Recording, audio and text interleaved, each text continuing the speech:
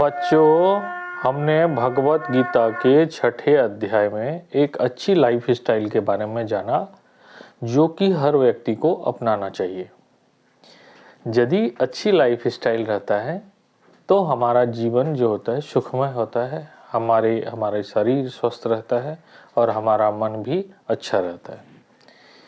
तो आगे भगवान कहते हैं, भूमि रापो नलो वायु खं मनो बुद्धिरेव च अहंकार इति में भिन्ना प्रकृतिरष्टधा अपरेयमति स्त्वान्यांग प्रकृति वृद्धि में पराम जीवभूतं महाबाहो येदं धार्यते जगत। कि मेरा दो प्रकृति है, अपरा और परा। अपरा में पृथ्वी, जल, अग्नि, वायु, आकाश, मन, बुद्धि और अहंकार आता है जो कि नष्ट हो जाता करता है, जिसका की उत्पत्ति होता है और नष्ट हो जाता है। और दूसरी ओर मेरा पराशक्ति है जिसमें सारे जीव हैं।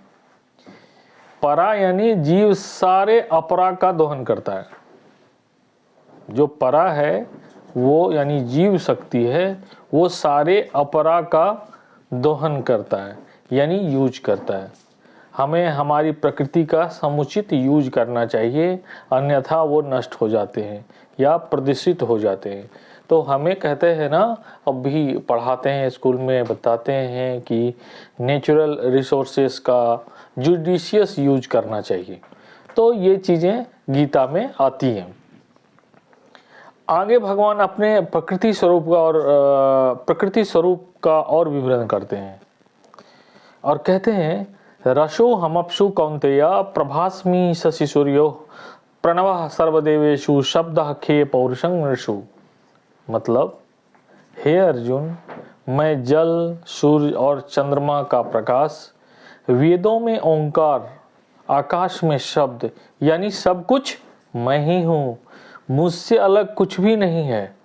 बच्चों, कहते हैं ना कि भगवान सब कुछ में है और सब जगह है। आपने तो भक्त प्रहलाद की कहानी सुनी ही होगी, जिसमें नृसिंह भगवान खंभे से निकलते हैं। यदि नहीं सुनी है तो अपने मम्मी पापा या दादा दादी को आप कहिएगा कि वो आपको भक्त प्रहलाद की कहानी सुनाए। आगे भगवान कहते हैं, त्रिभिर्गुणमयैर भारवैरभि सर्वमिदं जगत मोहितं नाभिजानाति मामेभ्यः परमं व्ययम्। कि मेरे द्वारा तीन भाव की रचना की गई है, सात्विक, राजस और तामस। तो सात्विक, राजस और तामस तीन टाइप के भाव रहते हैं। प्रत्येक व्यक्ति में ये भाव रहता है, पर प्रोपोर्शन उनका जो होता है वो अलग अलग होता है। ये तीनों भाव हर व्यक्ति में रहता है, लेकिन उनका प्रोपोर्शन अलग अलग होता है।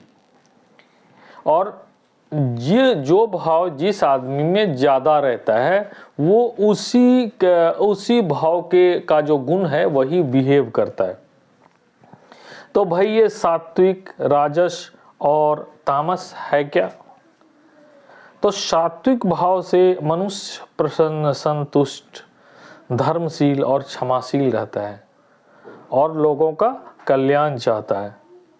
राजस भाव से मनुष्य कोई भी कार्य करने के बाद अपना लाभ चाहता है, अपना लाभ के लिए उसके लिए इम्पोर्टेंट होता है।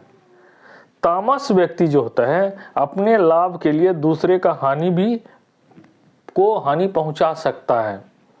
ऐसे व्यक्ति ज्ञान के अंधकार में रहते हैं, लेकिन बच्चों, ज्ञान और वातावरण से इन भावों में चेंज आता है। आपने देखा ही होगा कि अलग अलग व्यक्ति जो होते हैं अपने समाज में, सबका नेचर अलग अलग होता है। लेकिन क्या होता है, जब उनको एजुकेशन मिलती है, उनको ज्ञान होता है, तो उनका बिहेवियर जो होता है वो चेंज होने लगता है। आगे भगवान कहते हैं, पहले मैं आपको बताता हूँ कि क्यों होते हैं। देखो कैसे करके, देखो एक एग्जाम्पल। आपने ऋषि वाल्मीकि की कहानी सुनी? ऋषि वाल्मीकि की कहानी ये है कि वो पहले रत्नाकर नाम के डकैत थे, और जब उनको ज्ञान हुआ तो वो महर्षि बने और रामायण की रचना की।